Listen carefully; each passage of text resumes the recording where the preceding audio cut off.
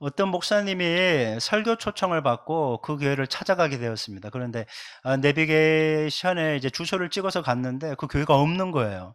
그러니까 교회가 이전을 했는데 이제 주소가 업데이트가 되지 않다 보니까 찾아갔는데 없는 거예요.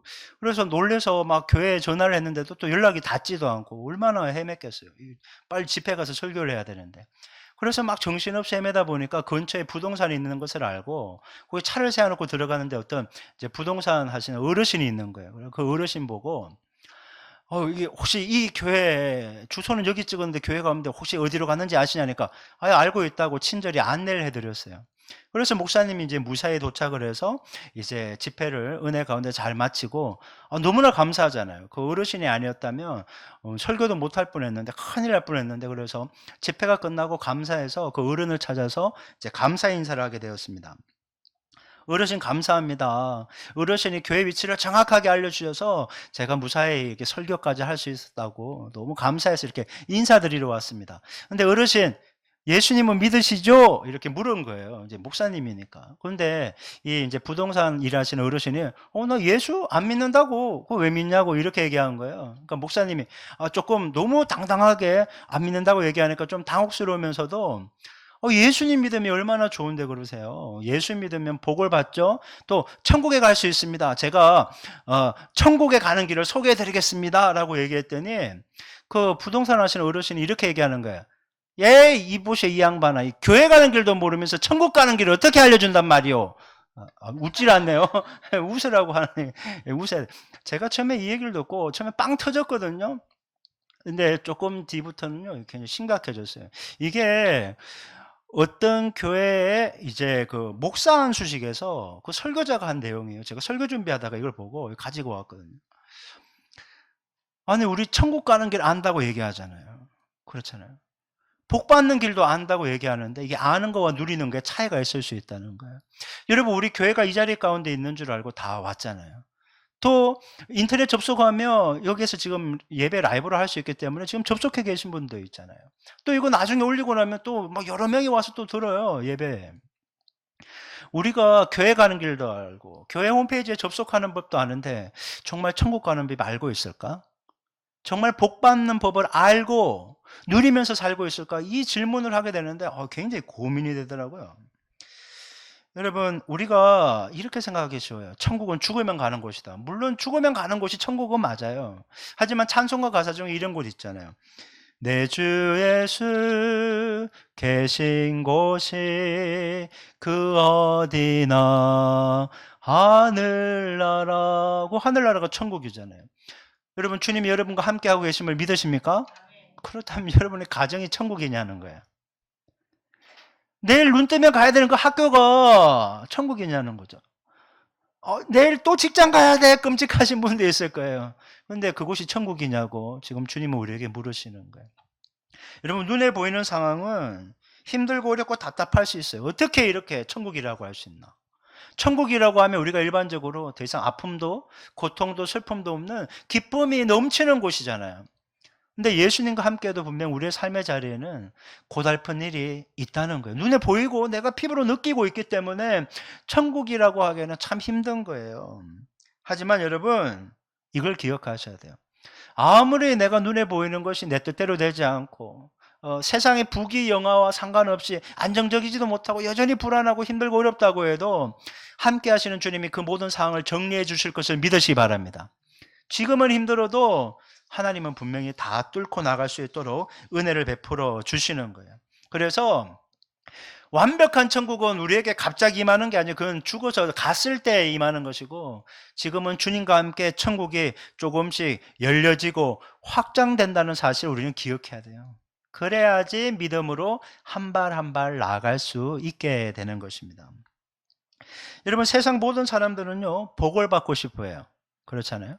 우리가 지나가다가 낯선 사람한테도 복 많이 받으십시오 그러면 그분이 뭔 복이 많아, 니나 받아 이렇게 하고 자기에게 복을 빌어주는 사람한테 막 저주 퍼붓는다거나, 물론 요즘 코로나 때문에 막 전도할 때 보면 막 이렇게 막 벌레 보듯이 이렇게 피해가는 분들이 있어요. 제가 그때마다 제 아내에게 여보, 나 싫어하는 거 아니지? 나 싫어하는 거 아니지? 예수님 싫어서 저런 것이. 제가 막 이런 거예요. 어젯밤에 12시 넘어서 계속 여기서 교회에서 기도하는데 야, 참 내 수준도 이거밖에 안 되냐. 사도 바울은 또 수많은 그 사도들은 예수님 때문에 얻어맞은 거 가지고 야, 우리가 예수님 소속이라서 예수님의 복음 전하다가 능력 받는 것을 기뻐했는데 나는 이게 사람들이 막 꼬라보고 막 험악하게 얘기하는 그것 때문에 내가 나 싫어하는 거 아니지 뭐 예수님 싫어하는 거지 뭐 이렇게 얘기하는 거 보고 참 제가 그랬어요. 요즘에 왜 이렇게 이런지 모르겠어요. 근데요, 여러분 누구나 복을 받고 싶어요. 그렇잖아요. 여러분에게 어떤 육체 질병이나 마음의 어려움들이 있습니까? 깨끗하게 취함 받을지어다. 여러분, 재정의 문은 열려질지어다. 틀어진 관계는 회복이 있을지어다. 모든 문제는 다 돌파하는 은혜가 있을지어다. 여러분, 이런 내용 들으면 아멘으로 내 것으로 받아야 되는 거죠. 여러분, 하나님이 우리에게 주신 많은 복들이 있어요. 받은 복을 세워보라고 하잖아요. 얼마나 많은 복이 있어요. 건강하니까 이 자리 가운데 있고, 여러분 인터넷만 끊겨도요, 지금 여러 명이서 예배 붕 떠버리는 거예요. 제가 여러분도 바라보지만 저 인터넷이 끊기면 안 되는데 늘 생각하고 있잖아요. 여러분, 정말 우리가 이렇게 평안한 가운데 예배 드릴 수 있는 것도 축복 아닙니까? 제가 금요일 비전기도 때 얘기했잖아요. 우크라이나에 있는 아이들은 그 폭탄을 피해 벙커 안에서 공부를 하고 있더라는 거예요. 불도 없는 곳에서. 내일 아침에 내가 학교 갈 수 있고 직장 일을 할 수 있고 눈 떠봤을 때 내가 누웠던 자리가 있다는 것은요, 여러분 당연한 것 아니에요. 축복인 줄 믿습니다. 그러니까 감사하며 살아야 되는 거예요. 감사하며.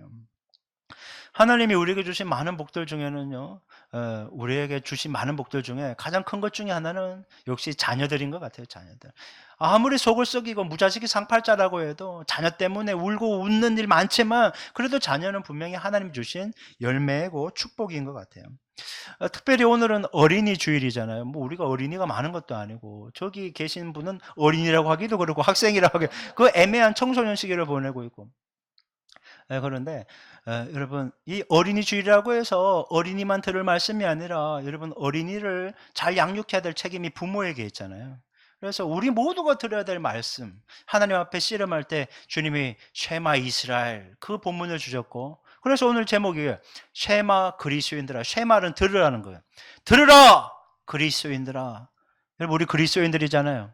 오늘 말씀 마음판에 잘 새기고 구체적으로 잘 적용해서 말씀이 주는 축복과 능력 가운데 살아갈 수 있기를 주님의 이름으로 축복합니다. 자, 우리 먼저 오늘 본문 1절부터 3절까지 말씀을 한번 볼게요. 자, 우리 1절, 2절, 3절. 자, 읽겠습니다. 시작. 이는 곧 너희 하나님 여호와께서 너에게 가르치라고 명하신 명령과 규례와 법도라. 너희가 건너가서 차지할 땅에서 행할 것이니 곧 너와 내 아들과 내 손자들이 평생에 내 하나님 여호와를 경외하며 내가 너에게 명한 그 모든 규례와 명령을 지키게 하기 위한 것이며 또 내 나를 장구하게 하기 위한 것이라. 이스라엘아, 듣고 삼가 그것을 행하라. 그리하면 내가 복을 받고 내 조상들의 하나님 여호와께서 내게 허락하신 같이 젖과 꿀이 흐르는 땅에서 내가 크게 번성하리라. 자, 이 본문을 이해하려면요, 이 배경을 잘 알아야 됩니다. 이 본문은 모세가 죽기 전에 출애굽 2세대들에게 하신 마지막 고별 설교다, 이렇게 이해를 해야 돼요. 출애굽 1세대들은 요단강 앞에까지 왔고 40명이 12명이 정탐까지 했잖아요. 40일 동안. 약속의 말씀을 믿고 들어가면 하나님이 승리하게 해주신다는 것이 약속의 말씀이었어요. 근데 이스라엘 출애굽 1세대들은 이 약속의 말씀을 의심하고 불신했던 것입니다. 그래서 그들은 40년 동안, 거의 40년 동안을 광야에서 배회하다가 모두 죽어버렸던 거예요. 말씀에 불순종한 결과. 그 모습을 출애굽 2세대들은 다 지켜봤어요. 아니, 그 수많은 그 200만 명이나 가까운 우리의 부모 세대들 다 죽어나가는 걸 봤어요. 왜 죽는지도 알았어요. 약속의 말씀을 불순종해서 죽었다는 걸 알았던 거예요. 그럼 그들의 마음 가운데 무엇이 있을까요? 우리는 절대 부모 세대들처럼 말씀을 의심하거나 불순종해서 가나안 땅에 거하는 그 복을 잃어버리지 말자. 말씀을 순종해야 되겠다고 하는 그런 마음이 있을 때 이 고별 설교로 이 신명기 말씀, 특별히 이 쉐마 이스라엘 이 말씀이 주어졌다는 거예요. 그것을 기억해야 됩니다. 자, 1절에 보면 모세가 이렇게 얘기하죠. 여호와께서 명하신 명령과 규례와 법도를 약속대로 차지할 가나안 땅에 가서 행하라는 거예요. 너희들 약속대로 가나안 땅에 들어가면 얻게 되는데 거기서 해야 되는 내가 말씀을 준다라는 거예요. 그러니까 명령, 규례, 법도를 복잡하게 생각할 거 없어요. 그냥 말씀이라는 거예요. 말씀이라는 것은 매뉴얼이고 규칙이고 룰이라는 거예요. 룰대로 살아라는 거예요. 하나님의 백성들은 하나님의 말씀의 원리 원칙. 그러면서 2절에 여호와께서 말씀을 주신 이유를 세 가지로 설명하는데, 첫째, 평생의 하나님 여호와를 경외하기 위해서. 두 번째, 말씀을 지키며 살게 하기 위해서. 셋째, 말씀을 지킴으로 약속된 축복을 받으며 오래오래 잘 살게 하기 위해서 이 말씀을 줬다. 이렇게 다 또 풀어서 설명해 주고 있어요. 그러니까 이것을 종합해 보면 무슨 말인가 하면, 여호와의 말씀을 지키는 것이 여호와를 경외하는 것이고, 여호와를 경외한다면, 그래서 말씀을 지키고 행하기만 한다면 주님이 책임져 주시고 자자손손 잘 먹고 잘 살게 해주겠다, 이 말씀이에요. 그러니까 복 받는 비결을 우리에게 알려주신 거예요. 복 받는 비결. 여러분, 우리는 여기에서 한 가지 영적 원리를 배웁니다. 영적 원리. 복은 빌어서 받는 것이 아니라 주님의 말씀을 지키고 행할 때 말씀이 약속하고 있는 복을 받는다라는 사실을 알게 되는 거예요. 3000배 절을 한다고 복을 받는 게 아니고, 착한 일 많이 한다고 해서 복을 받는 게 아니고, 기도도 많이 하면 하늘문이 열리기는 하지만 그것 때문에 복을 받는 게 아니라 복은 이미 약속되어 있는 거예요. 그 약속의 말씀을 순종할 때 여러분 복이 임한다라고 성경은 우리에게 말씀해 주는 거예요. 그래서 3절에 말씀을 듣고 들은 말씀을 잘 지켜 행하라. 그리하면 네가 복을 받게 된다. 복을 받기 위한 방법이 말씀을 듣고 들은 말씀을 지켜 행하라고 얘기하는 거예요. 그리고 약속의 땅 젖과 꿀이 흐르는 땅에서 크게 번성하게 된다, 이렇게 얘기합니다. 여러분, 성경은 분명히 연구하고 우리가 공부를 해야 돼요. 당연하죠. 하지만 단순히 거기에만 그쳐서는 안 되는 거죠.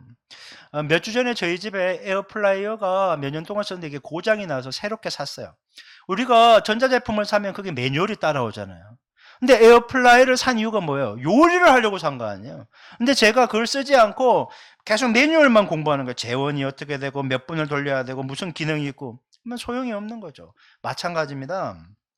여러분, 성경 말씀 또한 연구와 공부가 목적이 아니라 우리의 삶에 행하기 위해서 우리에게 주어진 말씀이라는 거예요. 그래서 배웠으면 실천하라.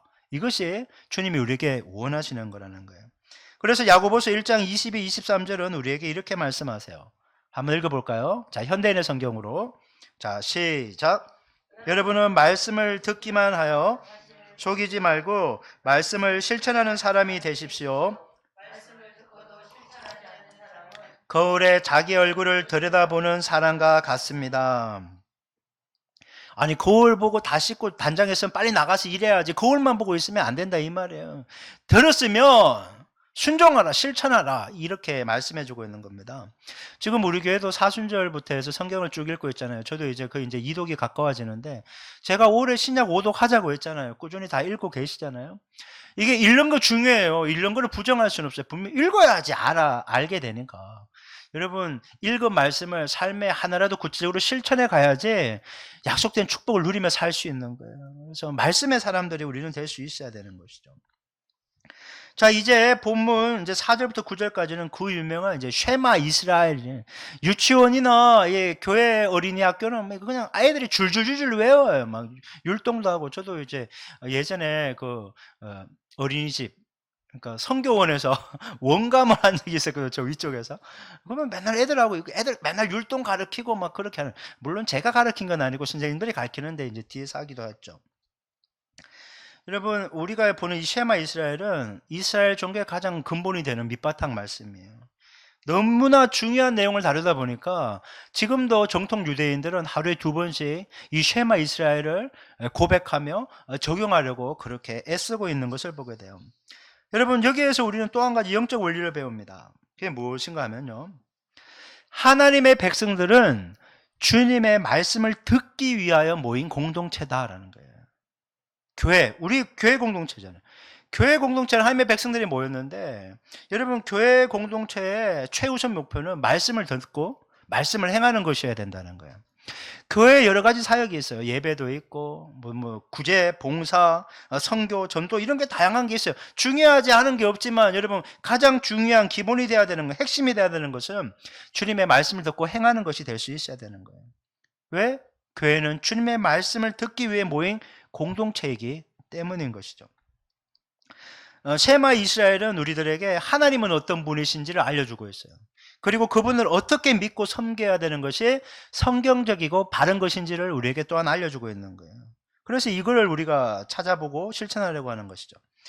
그렇다면 우리는 하나님을 어떻게 알고 믿으며 사랑해야 하는 것일까요? 자, 우리는 어떻게 하나님을 알고 믿으며 사랑해야 하는 것일까? 첫 번째, 하나님은 우리가 섬겨야 할 유일한 분으로 알고 그분만을 믿고 사랑해야 됩니다. 여러분 이제 부사를 제가 세 가지 얘기할 건데 첫 번째는요, 오직이에요. 오직. 유일한 오직 하나님만, 유일한 하나님만 사랑하고 섬겨야 되는 거예요. 자, 본문 4절 말씀 한번 볼까요?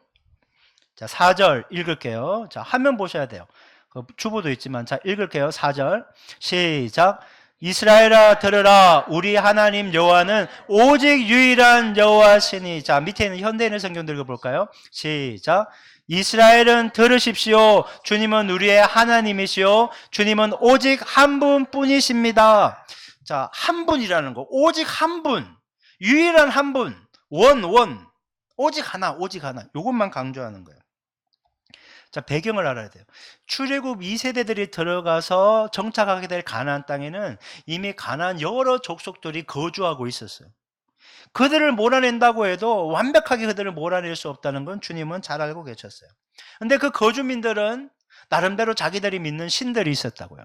우상을 섬기고 우상의 문화들이 안착되어 있어요. 그들에게 이스라엘 민족이 들어가서 거주를 하게 되면 어떠한 모습으로든지 교류를 하게 돼 있고 그들이 어떻게 그들의 신을 섬기는지 보게 되는 거예요. 근데 신명기 6장 우리가 보고 있지만 5장에는 그 10계명이 나와요. 10계명 첫 번째, 나를 위해 그 어떤 우상도 만들지 말라는 거 있잖아요. 여러분 안 보이는 걸 믿는 건 솔직히 상당히 어려워요. 모든 게 신상이 있고 절하고 그렇잖아요.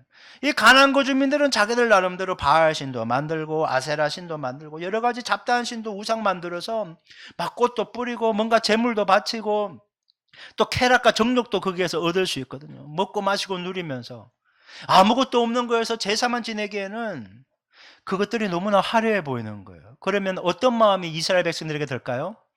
한번 가는 거예요. 음식 한번 먹는 거예요. 그러다가 제사 참여하면서 하나님을 분명히 믿는다고 하지만 점차 그들의 마음은 우상으로 가게 되는 거예요. 그것 때문에 이 말씀이 주어지는 것이고 안타깝게도 실제로 이스라엘 백성들은 오직 여호와만을 섬겨야 되는데 이쪽 우상으로 섬기는 곳으로 가서 계속 얻어맞는 것이 이스라엘의 역사였던 것이죠. 여러분, 쉐마 이스라엘의 첫 번째 원리, 우리 하나님 여호와는 오직 유일한 여호와시다. 하나님은 오직 한 분뿐이다. 오직 하나님만을 믿고 사랑해야 한다. 이렇게 얘기하는 거예요. 여러분, 하나님과 이스라엘 백성들은 언약관계예요. 언약관계. 이것을 이해하려면요, 부부 관계를 생각하면 돼요. 부부들이 결혼할 때 그 성혼 서약식을 하잖아요.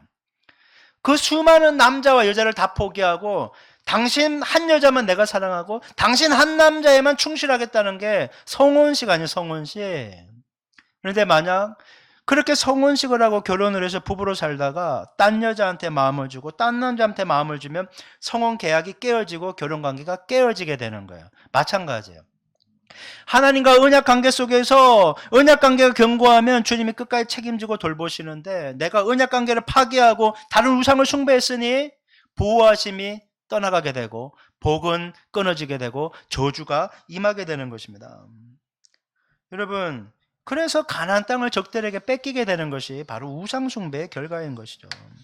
여러분, 부부가 자신의 남편과 아내만을 사랑하고 섬겨야하듯이 하나님의 사람들은 오직 하나님만 사랑해야 된다라고 우리에게 말씀하는 거예요. 여러분, 제가 진지하게 물어볼게요. 여러분, 하나님 사랑하십니까? 우리 하나님 사랑해요. 그건 진짜 부인할 수 없어요. 베드로가 예수님 3번 부인했어도 그는 예수님 분명히 사랑했다고요. 우리 주님 사랑해요. 하지만 하나님 사랑함에도 불구하고 다른 것도 너무 많이 사랑하더라는 거예요. 돈도 사랑해. 돈도 좋아. 너무 좋게 얘기했네. 돈도 좋아하고 자식은 우리에게 우상이죠. 하나님의 자식 동의 못해요. 우리 잘 못해요. 내 새끼라 그래요. 내 새끼. 내 새끼라 그러는 거예요. 세상 지위나 명예를 얻는 것에 자신의 시간과 물질과 에너지 다 들어요. 내가 이제 6월 1일 지방선거인데 지방선거를 위해서라면 뭐 예배 좀 뭐 소홀히 할 수 있지. 내 정치인으로서 국가를 위해 지역사회를 봉사하는데 뭐 신앙 좀 미루면 되지. 이런 식으로 나오는 거예요. 여러분 이것이 마귀 역사입니다. 악한 마귀가 하는 일이 무엇인가 하면 주를 향한 우리의 사랑과 관심을 흩어지게 하는 거예요. 이게 악한 마귀의 역사인 거예요. 여러분 주님은 우리에게 명확하게 얘기합니다. 먼저 그의 나라와 그의 의를 구하라. 이거 다른 말로 하나님만 오직 사랑하라 이 말씀인 거예요. 그런데 왜 세상의 부와 성공과 화려함과 안정감을 쫓아가며 사냐? 다시 한번 물어볼게요. 여러분 주님 사랑하십니까? 여러분 이 고백이 정말 주님 인정하시는 진실된 고백 될 수 있기를 주님의 이름으로 축복합니다. 왜 그런가 하면요. 하나님 여기 있는 한 사람을 죽기까지 사랑하셨거든요. 여기 있는 한 사람을 끝까지 바라보시며 사랑하셨어요. 주님도 우리를 한 사람을 끝까지 죽기까지 사랑하셨다면 우리 또한 주님만을 죽기까지 사랑해야 돼야 되는 것이에요. 그래서 여러분 한눈 팔지 말고 오직 주님께 시선을 고정하고 주님만 사랑하는 우리 모든 그리스도인 될 수 있기를 주님의 이름으로 축복합니다. 자, 이제 우리는 하나님을 어떻게 알고 믿으며 사랑해야 하는지 이 두 번째 원리를 배우게 됩니다. 두 번째 원리. 자, 둘째. 유일하신 하나님만을 사랑해라고 했잖아요. 두 번째 원리는 우리는 유일하신 하나님을 전심으로 사랑해야 됩니다. 유일한 하나님, 전심으로 사랑하는 것. 여러분 전심으로라는 말이 다르게 표현하면요. 열렬히 뜨겁게 사랑하라는 거예요. 이건 뭐 믿는 것도 아니고 안 믿는 것도 아니고 사랑한다면 어떻게 그런 식으로 하냐는 거예요. 사랑하는 사람 앞에 놓고 어떻게 핸드폰만 보고 있냐는 거예요. 그건 아니죠. 그건 아니에요. 사랑한다면요 내려놓고 그 사람만 보게 돼 있는 거예요. 본문 5절 말씀 볼게요. 5절 시작. 너는 마음을 다하고 뜻을 다하고 힘을 다하여 내 하나님 여호와를 사랑하라. 자, 여호와를 사랑하라고 하면서 비슷한 문구가 세 가지가 나열되잖아요. 마음을 다하고 뜻을 다하고 힘을 다하여. 이 마음을 다하고 이 마음은 유대인들에게 사람의 생각, 의지, 계획 등이 결정되는 것은 마음이라고 생각했어요. 그러니까 마음을 다한다는 것은 내 지식, 감정, 의지, 전인격적으로 하나님을 사랑하라는 거예요. 너의 몸과 마음과 뜻, 여기에서 이 마음은 지정의, 지식적으로도 사랑하고 감정적으로도 의지적으로 사랑해야 된다 이 말씀이에요. 뜻을 다하고 이 유대인들의 뜻은요 생명이에요. 살아있는 생명. 생명이 있으니까 감정이 있고 열정이 있고 욕구가 있는데 이렇게 모든 것을 쏟아부으면서 열렬히 주님을 사랑해야 된다. 이게 뜻을 다하고라는 거예요. 여러분 정말 사랑하면요 보고 싶어 미칠 것 같아야 돼. 어제도 제가 어떻게 유튜브를 보다 보니까 이런 말씀이 있어요. 결혼하니까 왜 좋냐? 그러니까 사랑하는 사람과 더 이상 헤어지지 않아서 그게 가장 좋습니다. 그러더라고요. 근데 결혼하니까 가장 단점이 뭐냐? 사랑하는 사람과 항상 함께 하기 때문에 힘듭니다. 이렇게 얘기하더라고요. 아, 그거 보면서 얼마나 웃었는지. 여러분 사랑하면요 미치는 거예요. 보고 싶어서. 그거예요. 하나님을 그렇게 만나고 싶어서 사랑하라는. 그래서 예배를 사모하고 기도를 사모하고 말씀을 사랑하고 주님을 만나는 것을 사모하는 모습이 우리에게 있어야 되는 거예요. 그게 뜻을 다하고라는 거예요. 세 번째로 보게 되는 힘을 다하라는 것은 이게 우리가 힘이라면 하면 이렇게 파워 생각하는데 이게 매우 많이라는 거예요. 많이. 여러분 하나님이 나의 전부예요. 그러면요 나의 전부를 들여도 아깝지 않은 거예요. 나의 물질을 들여도 아깝지 않고 나의 시간과 에너지와 은사와 달란트를 주님을 위해 드리는 것이 아깝지, 더 못 드려서 아쉬운 것이 정말 힘을 다하여 주님을 사랑하는 거예요. 그래서 마음을 다하고 힘을 다하고 뜻을 다하여 하나님을 사랑하는 것은 오직 하나님만을, 오직 하나님만을 전심으로, 오직 하나님만을 전심으로 매우 많이 사랑하는 것이 이 말씀의 의미인 것이에요. 여러분, 우리 주 하나님은요, 여기 있는 우리를 얼마나 사랑하셨는지 당신의 아들 예수 그리스도를 죽이면서까지 사랑했다고요. 가장 소중한 것. 그렇게 주님이 우리를 마음을 다하고 힘을 다하고 뜻을 다하여 사랑했다고요. 그러면 이제 우리 차례 아니에요? 사랑만 받고 싹 간다면 이거 완전히 이기적인 거 아니에요? 하나님이 우리가 아직 죄인 됐을 때 그리스도를 통하여 죽으심으로 우리에 대한 자기의 사랑을 확정하셨던 것처럼 나도 이제 마음을 다하여 뜻을 다하여 힘을 다하여 주님을 사랑하겠습니다. 그렇게 사는 것이 참된 그리스도인이라는 거예요. 여러분, 하나님 사랑하시잖아요. 열렬히 뜨겁게 사랑할 수 있기를 주님의 이름으로 축복합니다. 습관적이고 형적인 신앙 안 돼요. 여러분 마음 가운데 다시 한번 주님을 향한 사랑이 넘쳐날 수 있기를 주님의 이름으로 축복합니다. 자, 이제 우리는 하나님을 어떻게 알고 믿으며 사랑해야 되는지 이제 세 번째 원리를 배우게 됩니다. 자, 하나님을 어떻게 알고 믿으며 사랑해야 하는가? 세 번째.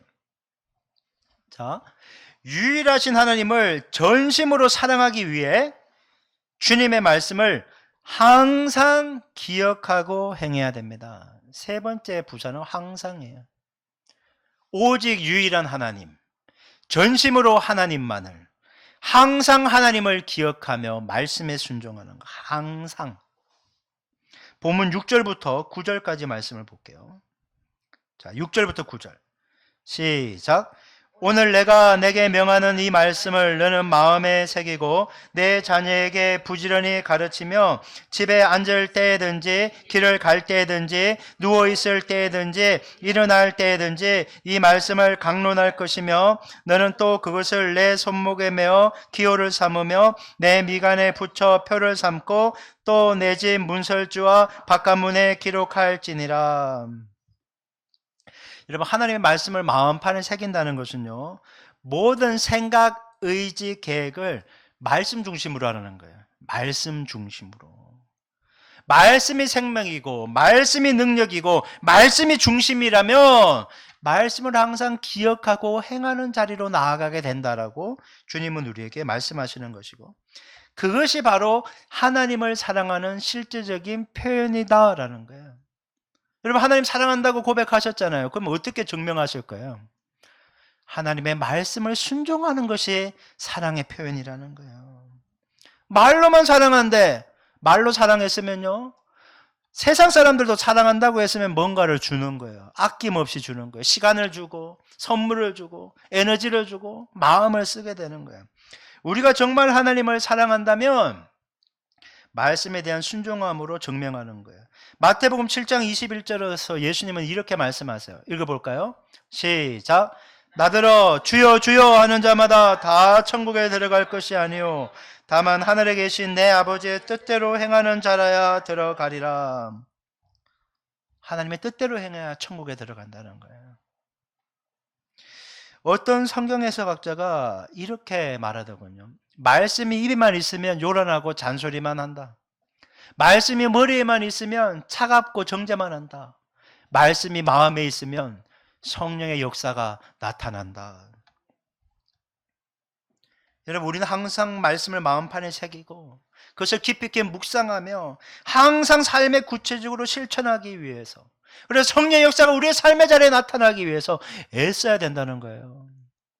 아니, 교회 안에서는 다 말씀 다 보잖아요. 말씀도 지금 잘 듣고 계시잖아요. 인터넷으로 접속하신 분들도 잘 들어요. 얘기 들어보면 목회자까지 와서 듣고 그러더라고요.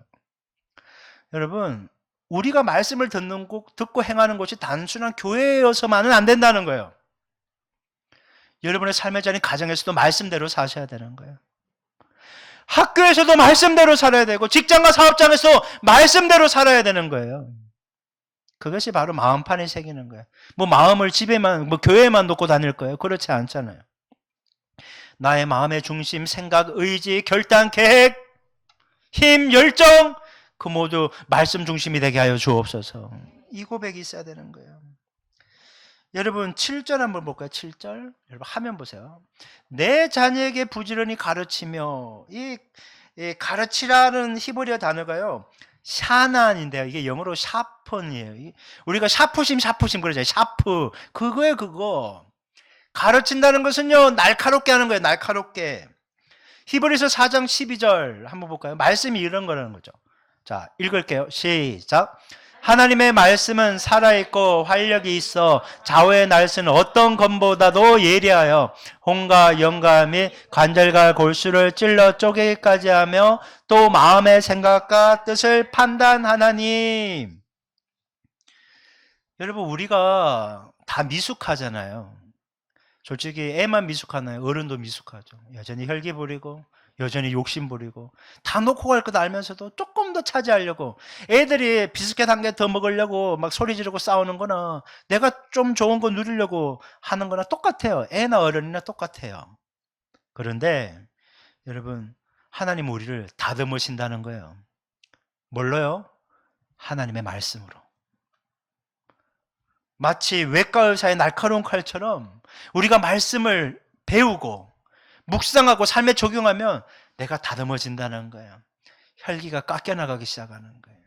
인간의 욕심이 깎여나가고 영원한 것을 바라보게 하고 내가 베풀며 살게 하는 거예요. 아, 주님의 마음이 이것이구나, 주님의 뜻이 이것이구나 깨닫고 점점 예수님을 닮아가는 인생으로 내가 다듬어지게 된다는 거예요. 여러분, 우리가 하나님을, 말씀을 알면 알수록 하나님을 아는 지식에서 자라나게 되잖아요. 내가 지식에서 자라나게 되면요, 주님이 나를 얼마나 사랑하시는지 깨닫게 된다는 거예요. 내가 성경을 읽으면 읽을수록 주님이 나를 사랑한다는 목소리가 더 크게 들리는 거예요. 사랑을 받고 보니까 이제 나도 조금씩 주님을 향해 마음문을 열고 주님을 사랑하기 시작하는 거예요. 그 사랑하는 주님, 나를 위해 물과 피를 다 쏘신 주님을 위해 나의 물질을 드리기 시작하는 거예요. 나의 시간을 드리기 시작하는 거예요. 나의 헌신을 드리면서 주님, 나는 주님의 것입니다, 주님 뜻대로 사용하시옵소서, 이렇게 되는 거예요. 여러분, 하나님 사랑하십니까? 그렇다면 말씀에 순종하십시오. 말씀에 순종하면 주님이 우리를 날카롭게 다듬으셔서 주님의 뜻을 이루는 도구로 삼아 주실 것입니다. 저는 오늘 이 시간 우리가 목소리로만 이 찬양을 하면서 이 설교를 마무리했으면 좋겠어요. 주님만, 주님만, 주님만 사랑하리.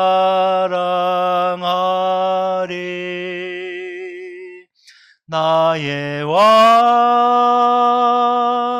나의 주님, 주님을 더욱 알기 원해. 나 주님께 오직 주께 경배하네. 거를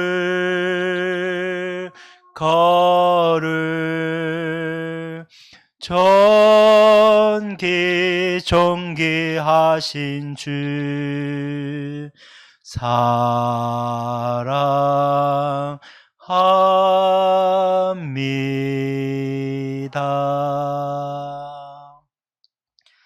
여러분, 이번 주가 어린이 주일이에요. 그리고 다음 주는 어버이 주일이고, 아마 마트는요, 어린이 레고나 문구코는 미어 터질걸요. 부모들이 뭐 10만, 20만 원짜리 선물도 막 사줘요. 애는 그것을 당연하게 생각하면서 막 사달라고 그래요. 뭐 맡겨놓은 것도 없으면서. 또 부모님들께 카네이션 바구니, 어떤 모습으로든지 선물을 챙겨드리든지 용돈을 챙겨드리든지 무언가를 하게 될 거예요. 네, 여러분 기억하십시오. 주님이 우리의 참된 구주시자 아버지십니다. 가정의 달 좋아요. 가족 챙기는 거 좋아요. 하나님을 잊지 마십시오. 그분이 모든 것을 버리고 우리에게 오셨어요. 하늘 보좌를 버리고 우리에게 오셔서 우리를 구원해 주신 것입니다. 5월달 가정을 돌보시되 더욱더 주님을 알기 위해 애쓰는 우리 모두가 되었으면 좋겠어요. 말씀 부지런히 읽으시고 말씀대로 살려고 애쓰십시오. 주님의 영광을 위해 달려가십시오. 그런 우리 모두에게 하나님의 놀라운 은혜와 축복이 넘쳐나게 될 것입니다.